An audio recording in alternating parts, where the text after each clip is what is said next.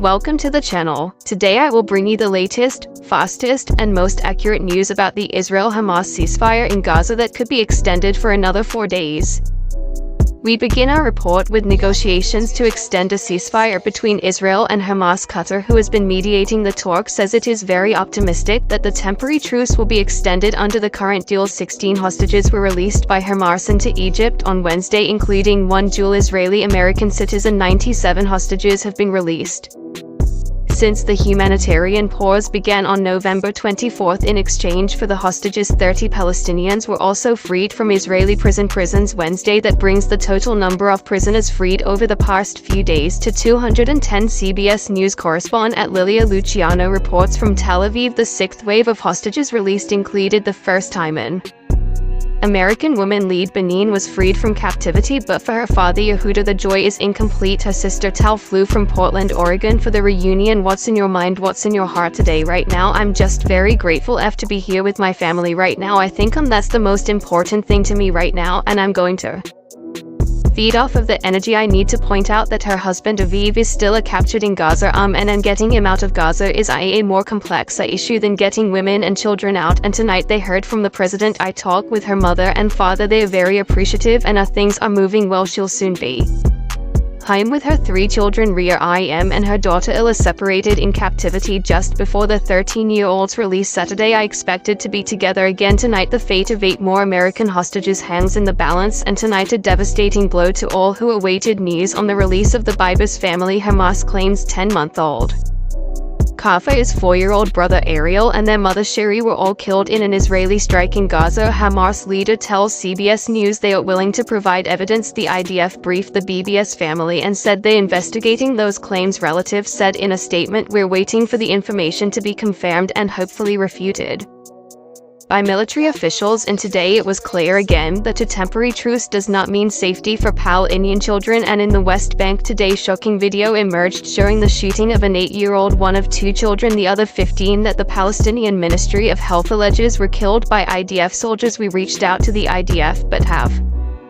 not heard back. And Lilia joins us now from Tel Aviv, Israel. Lilia, what's the latest on these negotiations to possibly extend the ceasefire? Well, John, I'll tell you, we just saw the motorcade of Secretary of State Antony Blinken arrive here in Tel Aviv as part of those efforts, part of those negotiations. We know that the director of the CIA, the U.S.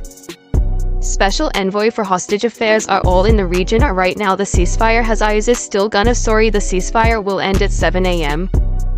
If nothing changes, but the efforts are ongoing. Or we also of course can report that the hostages those 10 hostages have been released to Israel, but we don't know if the ceasefire is extended, who would take part in that next exchange or that next release of hostages. It could be anywhere. There are still women and children, but if within those negotiations to extend the ceasefire something changes, it could expand to include men, it could include soldiers. And I'll tell you tonight, our leader from Hamas tells CBS News that they are willing to release every last hostage, including men, including soldiers, but in exchange for every Palestinian prisoner. Is there any chance that's realistic? Not at the time. What we have heard from the IDF is that they're doubling down on their messaging about once the ceasefire ends, this war shall continue, with their goal having been first and foremost from the beginning to end Hamas. And so the negotiations in the past have gone in a different direction. As you know, Hamas and Israel released 1,000 prisoners in the past, Palestinian prisoners, in exchange for just 1 soldier. But the way this war has been playing out, and in the messaging coming from the IDF and from of course the Israeli government is that they are not just releasing the prisoners in this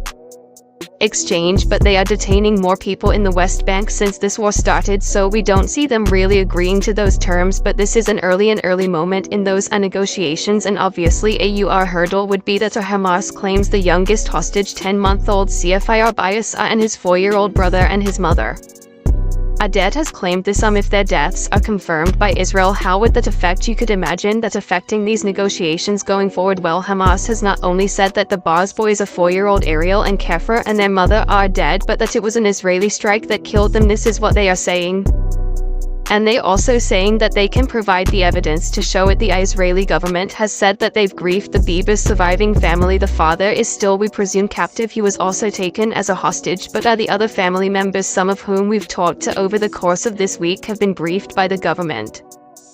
And they put out a statement and said that they understand that this is under investigation, or that they hope it won't be confirmed, and that they hope it's basically not true. And look, a lot of the hostages have been talking about what they describe as a psychological warfare coming from Hamas, the idea that a prisoner or a hostage rather had been killed, and then we see that hostage released, other the time changes, other holding back our hostages, or all continuing to negotiate and not abiding by the terms of the deal. And so for families who are waiting for answers, every one of those moments is excruciating. But in this case, for the Bar's family not being able to trust Hamas, who they say, look, we can truly take a terrorist organization by their word, for their word, presents a little bit of hope. But again, yes, Hamas officials telling CBS News that they can prove that not only are they dead, but that it was an Israel and IDF strike. Lilia Luciano in Tel Aviv. Thank you.